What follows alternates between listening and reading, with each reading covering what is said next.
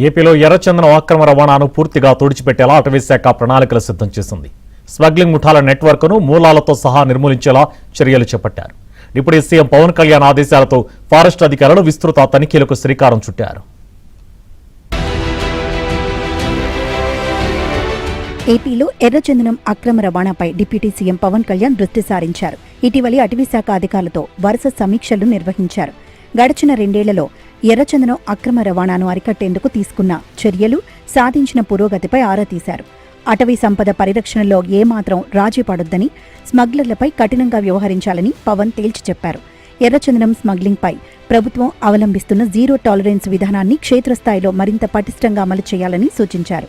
ఎర్రచందనం నరికే వారిపైనే కాకుండా అక్రమ రవాణా వెనుక ఉన్న సూత్రధారులు, అంతర్రాష్ట్ర కింగ్ పిన్లు, ఫైనాన్షియర్లపై సైతం చర్యలు తీసుకోవాలని పవన్ ఆదేశించారు. డిప్యూటీ సీఎం పవన్ సూచనలతో రంగంలోకి దిగిన అటవీశాఖ అధికారులు సరికొత్త ప్రణాళికలు సిద్ధం చేశారు. ఏపీలోనే కాకుండా గుజరాత్, ఢిల్లీ, కర్ణాటక, తమిళనాడు రాష్ట్రాల్లో అక్రమంగా నిల్వ చేసిన ఎర్రచందనాన్ని గుర్తించి స్వాధీనం చేసుకున్నారు.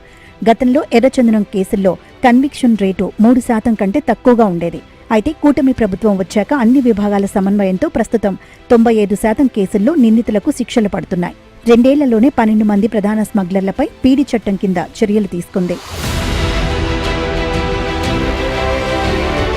దేశంలో ఎక్కడ ఎర్రచందనం అక్రమ నిల్వలు ఉన్నా స్వాధీనం చేసుకునేలా టాస్క్ ఫోర్స్ అడుగులు వేస్తోంది.